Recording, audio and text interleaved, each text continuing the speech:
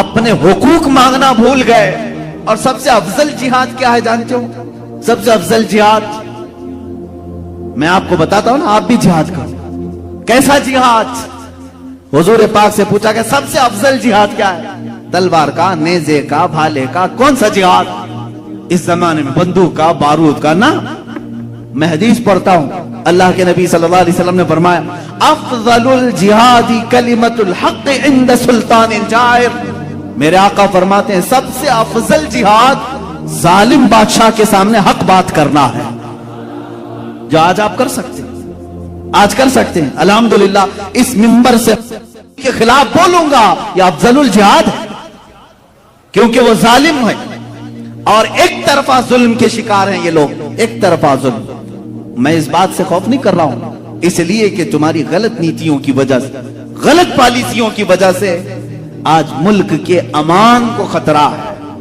آج ملک میں فساد جیسے جو حالات ہیں صرف اسی وجہ سے کہ جب تخت کسی بندر کے ہاتھ میں دے دیا جائے تو ایسے ہی ہوتا ہے. ہمارے ہاں کہتے ہیں نا، کوے کو بڑا پن دیا تو آگے کا آپ سمجھتے ہیں. وہ ساری چیزیں یہی کرتا ہے.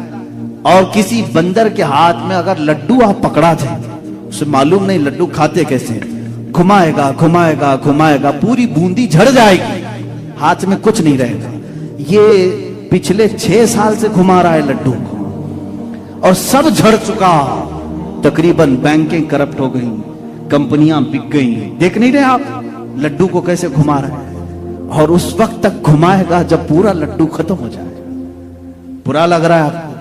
عزیزہ نگرانی، یہ افضل الجہاد ہے. میں جب تک میری طاقت ہے اللہ کے حبیب صلی اللہ علیہ وسلم کی اس حدیث پر عمل کروں گا. حضور نے فرمایا من رعا منکم منکرا فلیغیرہ بیدہ ومن لم یستطع فبلسانہ ومن لم یستطع فبقلبہ وذلک اضعف الایمان. حضور فرماتے ہیں جب تم میں سے کوئی برائی کو دیکھے ہاتھ سے روکے. اگر ہاتھ سے روکنے کی طاقت نہیں ہے زبان سے بولے، اور زبان سے بھی بولنے کی طاقت نہیں ہے تو دل میں برا جانے. اور حضور فرماتے ہیں یہ ایمان کا سب سے آخری حصہ ہے، سب سے کمزور حصہ ہے. مسلمانوں تم فیصلہ کرو کمزور ایمان پر. الحمدللہ مجھے اتنا تو ہے کہ میں بیچ والے میں ہوں. ہاتھ سے آج نہیں روک سکتے، زبان سے تو ہم بول رہے ہیں.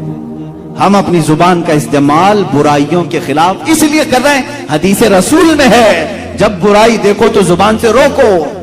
تمہیں اللہ نے اگر زبان دیا ہے تو بولو اور اپنے حقوق کا مطالبہ کرو.